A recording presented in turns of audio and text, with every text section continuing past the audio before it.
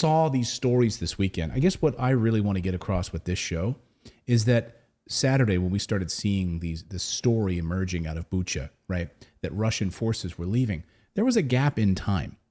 And then suddenly there were all of these beautifully shot photos and videos that emerged of quote unquote war crimes. Now, I'm not saying that there weren't atrocities there, but the problem is we simply don't know.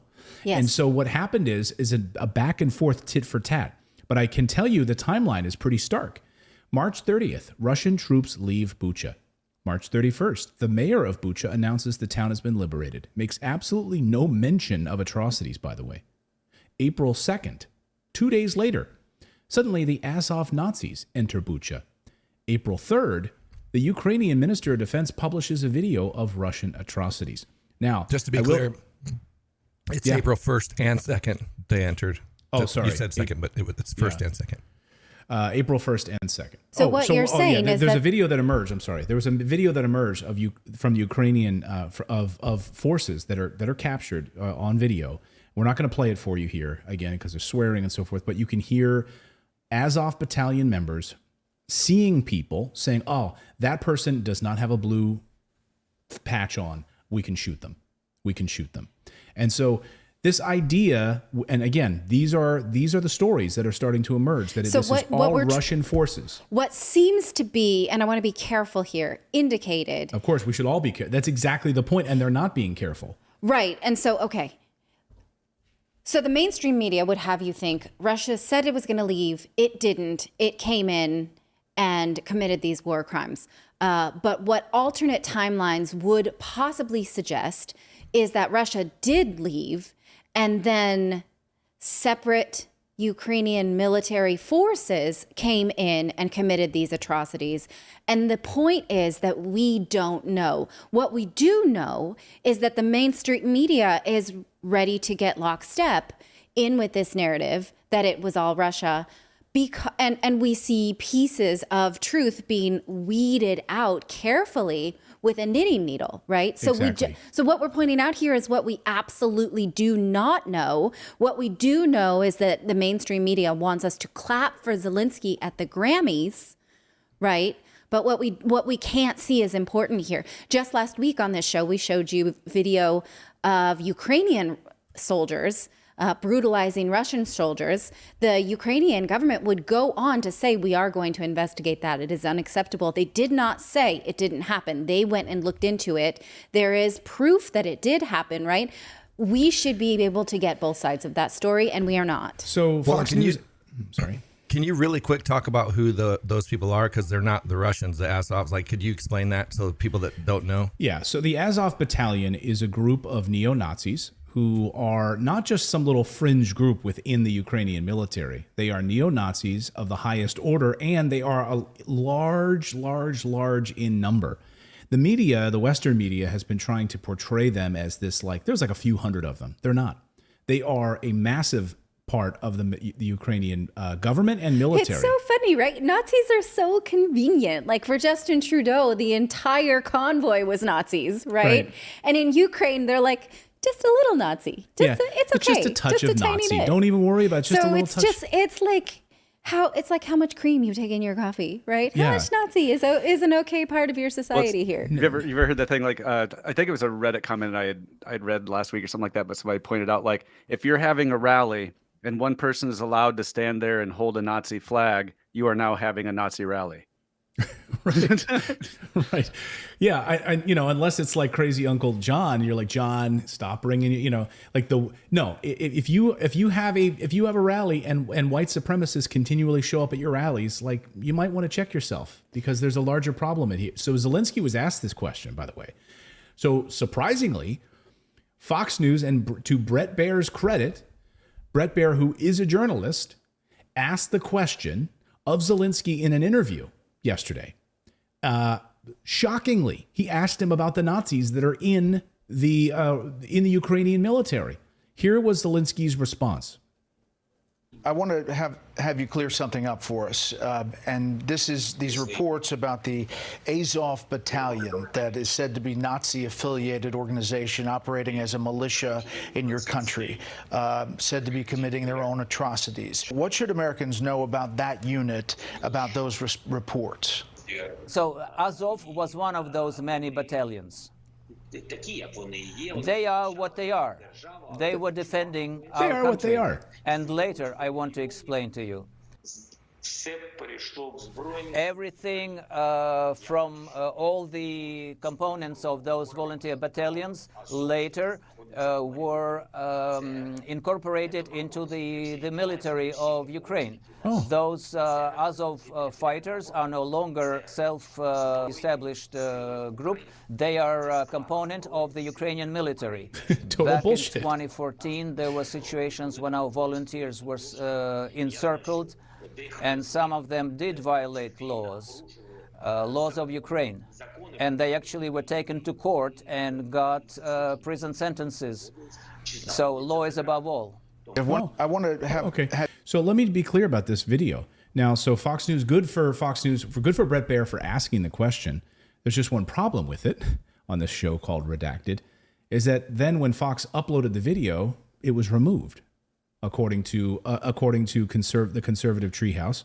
When asked about these, when Bret Baier asked Volodymyr Zelensky about the Azov Battalion, the question was asked during an interview between Bret Baier and Volodymyr Zelensky on Friday evening. However, you will not find this segment on the rebroadcast of the interview on Fox News website. They took it out. You will also not find this segment on Fox News upload of the interview to their YouTube account. See it here. Again, they took it out. In fact, if someone had not uploaded a live stream copy to Rumble, the direct link is here, there would be no other evidence the question was even asked, let alone the very flippant answer from Zelensky. Oh, they are what they are. On many sides, there are good people on many sides, right? So we didn't allow that answer from President Trump when asked about white supremacists. It's worth noting that in 2017, NATO and also other world organizations had warned Ukraine to control the Azov Battalion because they were concerned that they were becoming more and more empowered and dangerous inside of Ukraine. But no one cares about that now when the marching order is just to arm everybody inside of Ukraine, right? Right. And so to the advantage of who, right? So we're not saying here at all that we think Ukrainian people should be left vulnerable, that we think that Russia was within its rights to attack another country, that it is not tragic what's going on here. But then to just go in and pass out guns, like, okay, everybody have a gun, right? Then what is the consequence of that? Not only budgetary, but what are the humanitarian consequences? Vladimir Zelensky was referring to 2015 also with this Azov Battalion, the Nazis who basically have taken over the Ukrainian military and who are in large part driving a lot of these, a lot of what you're seeing in these towns. And so someone was asking in the chat, you mean to tell me that like Ukrainians are hurting Ukrainians? Yeah, that's exactly what's happening. And there's overwhelming evidence of that. I mean, journalist after journalist who've been there, who's been covering this story for years, that's exactly what's happening. And that's exactly what the Azov Battalion has been doing. That's what the, members of the other neo-Nazi groups, not just the Azov Battalion, have been doing. So this has emerged, which is from 2019. This is a video of Zelensky announcing a partial withdrawal of the Donbass region. He goes to that region, and then he's confronted by the Azov Battalion soldiers. This is 2019. He went to the Zalut to speak to them. Azov troops then told him they wouldn't let him pull back. Like, you're the president of the country and your troops won't let you pull back. Could you imagine if Joe Biden went to the troops and said, we're going to pull back out of Afghanistan? And well, like, this no, was we're gonna exactly stay. what we were worried about, right? With Donald Trump empowering the white nationalists, right? Is that he would not condemn them.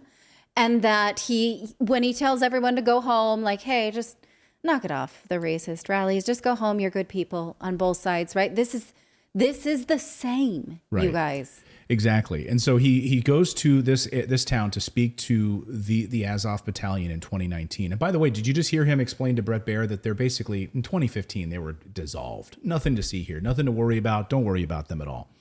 Here he is getting his ass. But how does that make sense when he said they dissolved, but now they have sort of merged inside of our military? Wait, say Well, that and again? MSNBC did a story, and they were showing these soldiers out training people in the streets like regular citizens, and they had SS badges on their arms. Exactly.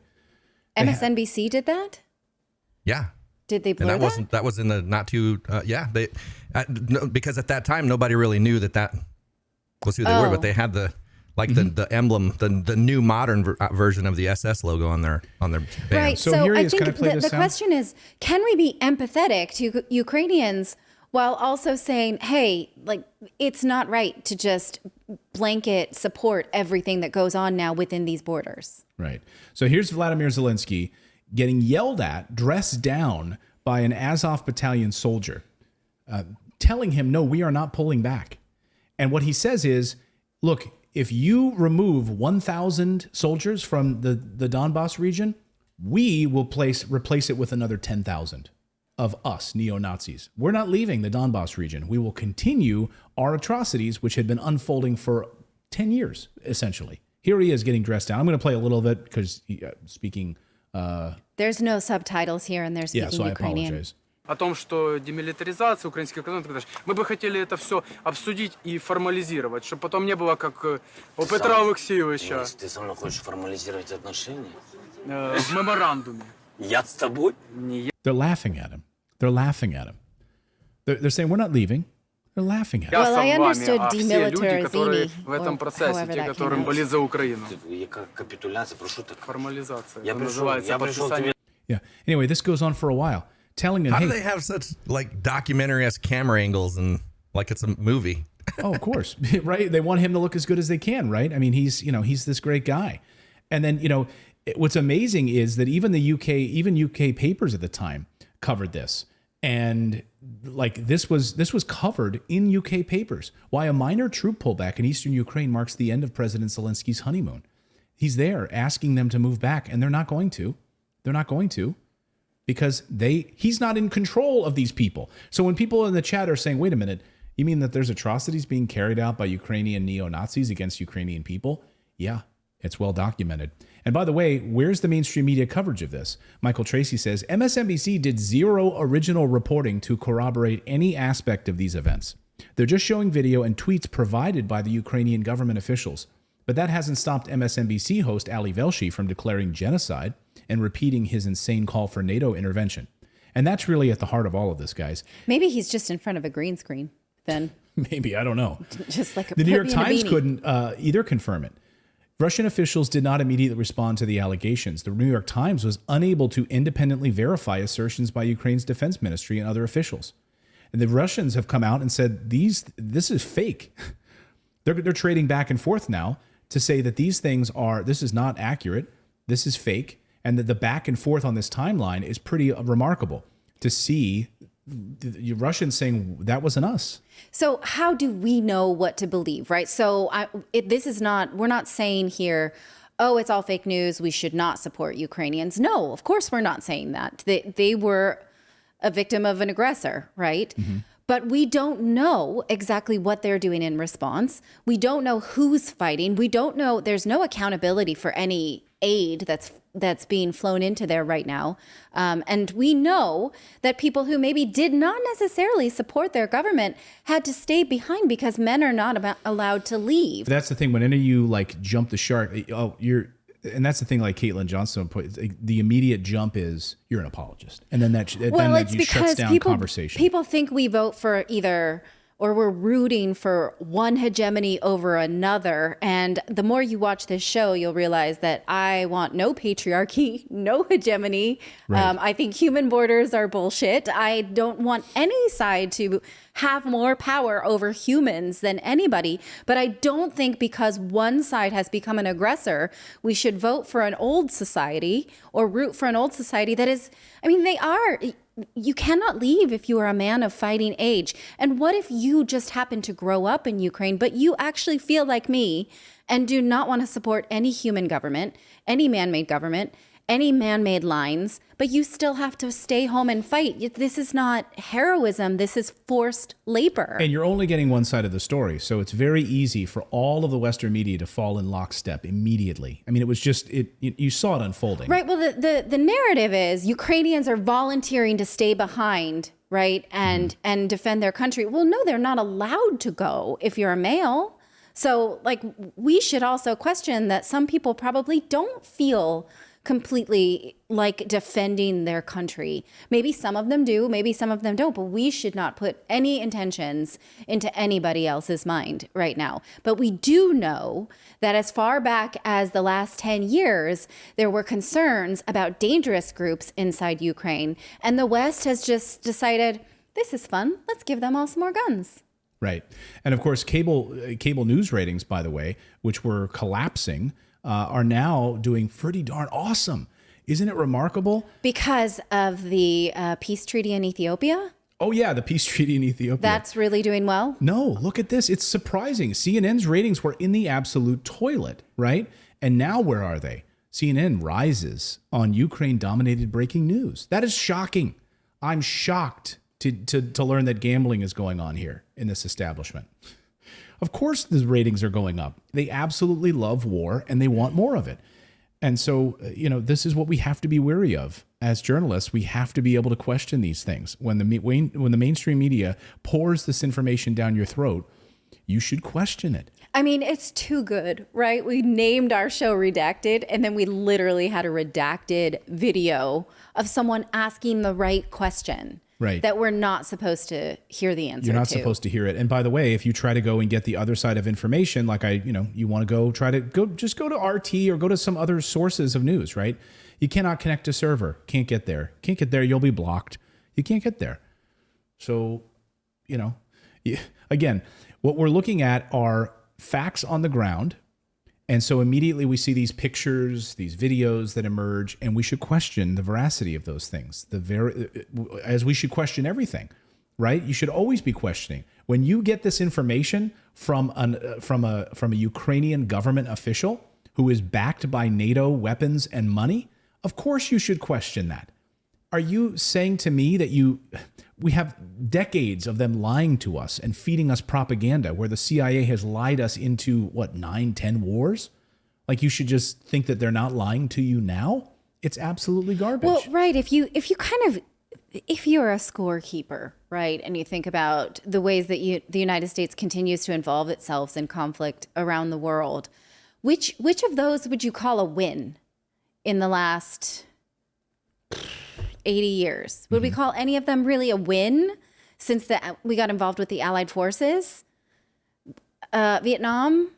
No. Would you call, I mean, it's just, we go there only to what, right? And so what is the end game here? Well, it's Western imperial control. That's what it is.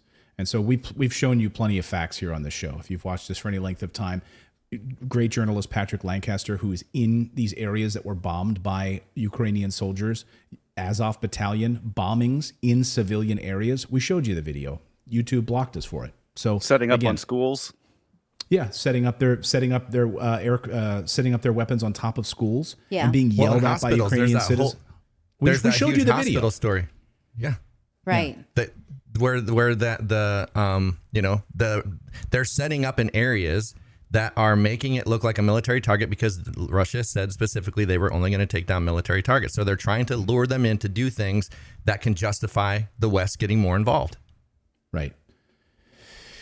So this idea that we're past the point of sanctions, and even like now, that's what Ali Velshi's calling for. Like, we're past the point of sanctions.